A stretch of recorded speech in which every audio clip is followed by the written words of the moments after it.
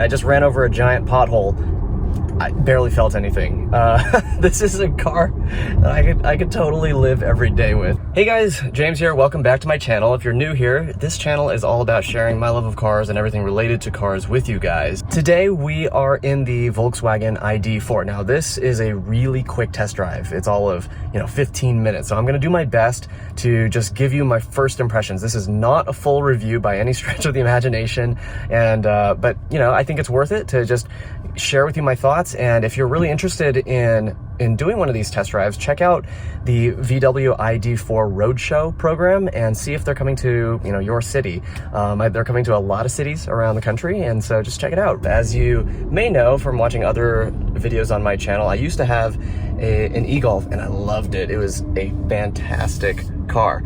Obviously the range was very limited, but other than that, it was a really fun car. It had a lot of playfulness in its chassis. The Mark 7 Golf was a great platform to build that on. So I think the big question for me today is whether I think on first impression it's a good successor to the e-Golf and a good competitor to the Mustang Mach E. The exterior of the ID.4 is actually not as bad as I thought.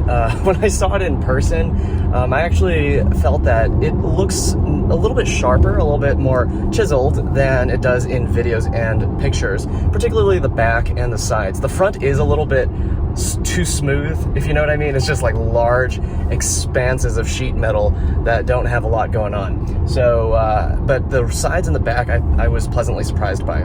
This interior immediately feels very high quality. The plastics are very futuristic. It's like this white plastic and the white leather on the steering wheel. But yeah, very high quality. It feels great. The power delivery in this car is super smooth. It's not trying to be sporty at all. And I like that they know what they're going for. It's not trying to pretend to be something it's not. Let's give it a little jab here. Yeah, it feels very sedate in a good way. I mean, sedate is a kind of a harsh term when it comes to talking about cars, but honestly, I think it's extremely well judged. I mean, you don't need a daily, crossover to feel like a sports car when you jab the throttle. I think it's really smooth and very well done. The throttle pedal is really nice and easy to control. The brakes are also pretty easy to control. I mean, given that they had to mix the mechanical and the regen brakes, they actually did a pretty good job here. The pedal effort is light, but not overly so. You can control it pretty nicely. I think they did a better job in this car than they did in the Audi e-tron. And when I mean they, I mean Volkswagen Group, right? Like the group of brands. This car is smoother when it comes to a full stop than the e-tron was. I think that was because the e-tron was just too heavy. The tires couldn't manage the e-tron's weight. Now the ID.4 is not as heavy, obviously, as the e-tron, and so it actually does a really nice job stopping smoothly without that weird jiggle at the end. Suspension feels great. I just ran over a giant pothole. I barely felt anything.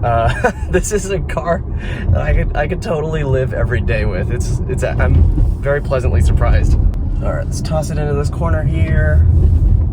Feels fine. It feels like it has a really low center of gravity compared to what you expect from a vehicle of this height, right? So it feels pretty confident in the corners, I would say. Wow, steering, it's just so smooth. This car is really good. I have to say, yes, this is a credible competitor to the Mustang Mach E.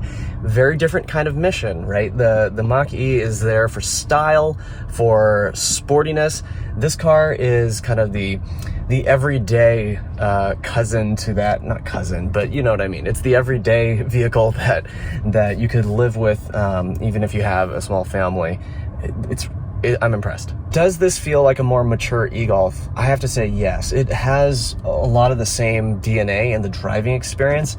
It's bigger, right? So it's not going to be quite as tossable, not quite as lively as the e-Golf. I mean, that in itself was a great platform to begin with, right? The Mark 7 Golf. So that's hard to beat.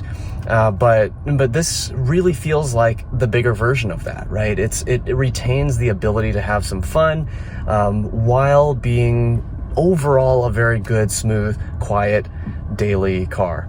All right, guys, thank you so much for joining me today in this video. This was, as I said at the beginning, just a really quick drive, a really quick test drive of the ID.4. So I'm really looking forward to getting a more full test drive of this thing to get something more than just initial impressions. But hopefully you enjoyed, this really quick take on the car. And if you're interested, you should check out VW's ID.4 Roadshow program. This is, they're coming to a bunch of different cities, and you may be able to book your own test drive of this car. It's pretty cool. So with that said, thanks again, guys, for watching, and I will see you next time.